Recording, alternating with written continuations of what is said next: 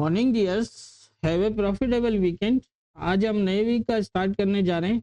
दुआ है कि ये वीक हम सब के लिए प्रॉफिटेबल साबित हो। पहले हम अपनी प्रीवियस जो एनालाइज थी उसके बारे में बात कर लेते हैं। उसके बाद देखेंगे कि नेक्स्ट वीक कौन कौन से इम्पोर्टेंट एरियाज होंगे। प्रीवियस वीक की अगर हम बात करें तो प्रीवियस वीक में जो क्लोज हुआ था, प्रीवियस वीक में हमने ये जो एनालाइज थी ये फ्राइडे को तो नहीं कर पाया था, लेकिन ये कि उससे पहले की एनालाइज थी। लेकिन जिस तरह मैंने बताया था यहाँ पर पोजीशंस आप देख रहे हैं कि मैंने जैसा बताया था कि एक रेंज भी बन सकती है यहाँ पर, और इसी के अंदर ही तकरीबन मार्केट मूव करती रही। फ्राइडे को जो पोजीशन थी उसी हिसाब से मैंने जो है वो एनालाइज नहीं की थी कि क्योंकि जो ये हमारी एनालाइज थी ये तकरीबन काफ़ी वैलिड थी, तो इस वजह से मैंने फ्राइडे को एनालाइज नहीं की। आप देख लेते हैं यहाँ पर हमने जब एनालाइज किया था 4087 पे, तो यहाँ पर मैंने दो पोजीशन बताई थी कि अगर तो ये एरिया ब्रेक होता है 4100 वाला और इसके ऊपर कोई क्लोज लग जाता है डे का, तो फिर आप वेट करिएगा इसको दोबारा जो है वो आने का, और उसके बाद हमारे पास जो सपोर्ट होगी वो 4086 के आसपास, और यहाँ से हम जो है वो देख सकते हैं इसको 4164 के करीब तक। तो आप देख सकते हैं पहले इस एरिया को इसने ब्रेक किया, ब्रेक करने के बाद जो है वो तकरीबन इसी के करीब 90 के करीब नीचे लो लगाया। लो लगाने के बाद इसने यहाँ से दोबारा जो है वो अपसाइड मूव की और 4155 तक जो है वो हाई लगाया, लेकिन ये रेजिस्टेंस तक नहीं गया और यहाँ से दोबारा रिजेक्ट हो गया। यहाँ पर आप देख रहे हैं कि लोअर लो बनाना शुरू हो गया था, तो तकरीबन चांसेस थे कि ये दोबारा नीचे आ जाएगा। नीचे हमारे पास जैसा मैंने बताया था कि ये एक मेजर एरिया है 4059 का। जब तक इसके ऊपर मार्केट होल्ड कर रही है ये यहाँ से बुलिश ही रहेगा। इस एरिया के नीचे मैंने वीकली एनालाइज में भी बता दिया है, अगर वीकली एनालाइज नहीं देखी तो वो देख लें।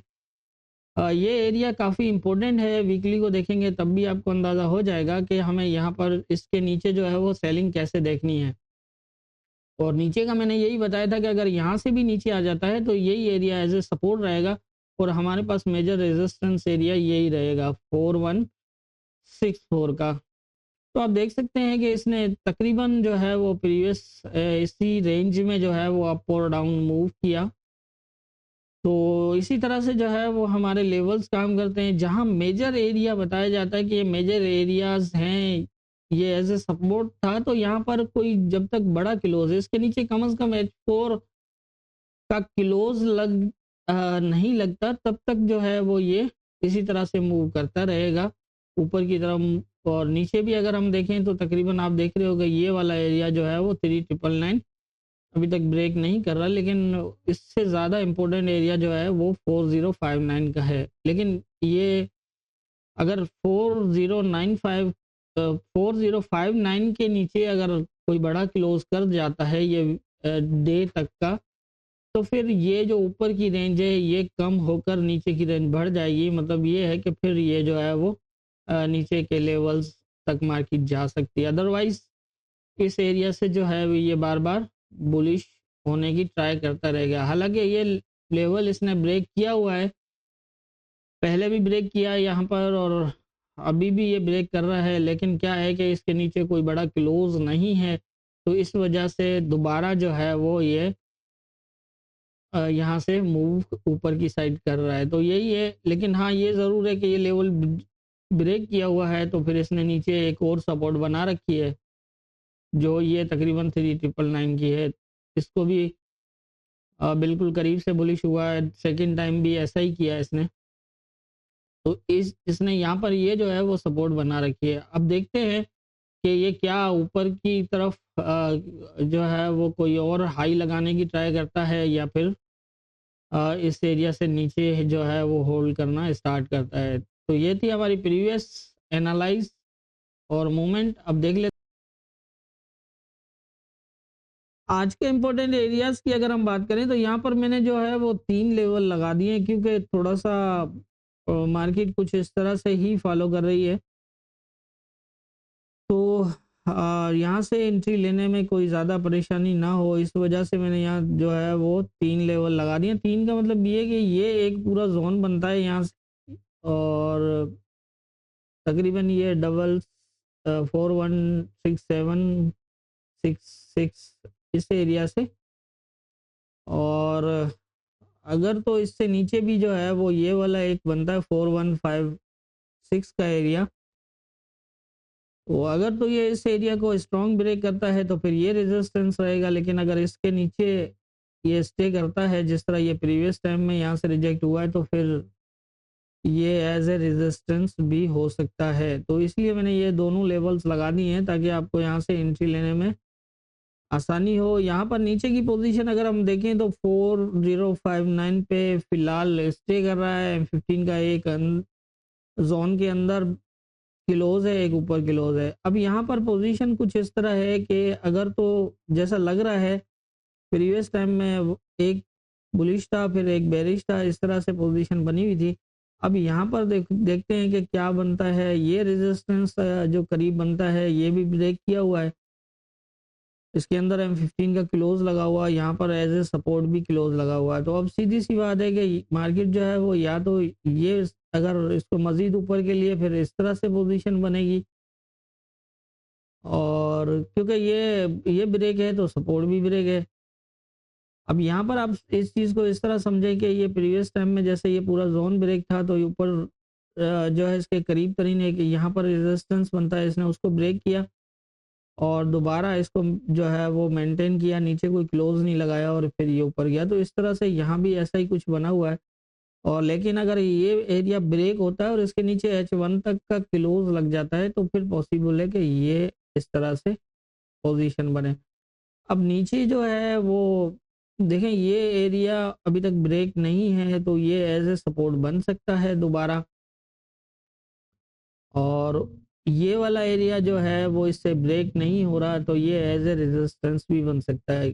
अब नेक्स्ट जो वीक अब स्टार्ट हुआ है इसके अंदर FOMC भी है और साथ में मंथ क्लोज भी लगना है। काफ़ी जो है वो मार्केट के अंदर वॉलेटाइल होने के ज़्यादा चांसेस रहेंगे, और लेकिन ये है कि हो सकता है कि ये FOMC तक जो है वो एक रेंज बना के इस एरिया में मूव करे, लेवल्स अप डाउन ब्रेक करे। आपको मैंने कई बार बताया कि जैसा ही कोई बड़ा इवेंट होता है जैसे FOMC या इस तरह की कोई बड़ी न्यूज़ होती है तो उसके अंदर फिर मार्केट जो है वो एक स्ट्रॉन्ग एरियाज जो भी होते हैं उनको ब्रेक करके छोड़ देती है ताकि मार्केट वहाँ से जो है वो फास्ट निकल सके फिर अप या डाउन जहाँ भी जाना हो। तो इस वजह से इस तरह की मूवमेंट जो है वो होती रहती है। अब नीचे अगर हम बात करें तो फिर नीचे जो है वो ये वाला फिर ज़्यादा इम्पोर्टेंट रहेगा।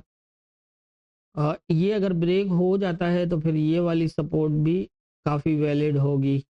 इस तरह से ऊपर का मैंने आपको बता रखा है कि तकरीबन जो है वो अगर हम देखें तो वैसे मेरे हिसाब से तो इसको 4176 ये जो एरिया है ये तकरीबन ये जो जोन बनाया है मैंने ये काफ़ी इम्पोर्टेंट है। अगर इसको ब्रेक नहीं कर पाया तो ये दोबारा फिर जो है वो नीचे की तरफ मूव कर सकता है। और नीचे का मैंने आपको बता दिया है कि नीचे आपने क्या देखना है, यही 4049 के नीचे अगर H1 का क्लोज लगता है तो ये मजीद सेल ट्रेंड बन सकता है। अदरवाइज अब एक जो है वो जोन के अंदर बेरिश है तो एक बुलिश भी है, और अगर रेजिस्टेंस को देखें तो उसमें भी एक बुलिश क्लोज और एक बेरिश क्लोज लगा के फिर ये नीचे की तरफ आया है।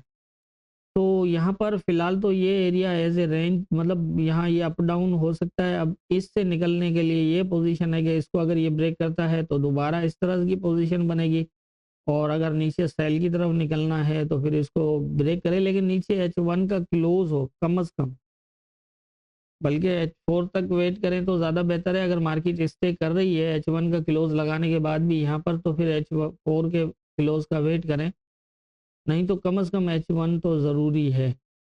फिर उसके बाद जो है वो ये 40756 का एरिया भी टच कर सकता है, और यही जो ब्रेक छोड़ा है इसको भी टच करके नीचे आ सकता है। मतलब यहाँ से भी नीचे आ सकता है और यहाँ तक जाके फिर यहाँ से नीचे आ सकता है। तो इस तरह से जिस तरह से ये बनी हुई है पोजीशन, मतलब ये इस एरिया को टच किया और फिर दोबारा आया, तो इस तरह की पोजीशन बन सकती है। तो मेरे ख्याल से जितनी मेरी समझ है उसके हिसाब से मुझे आज यही लग रहा है, बाकी होना क्या है ये ऊपर वाला बेहतर जानता है, दुआ में याद रखिएगा।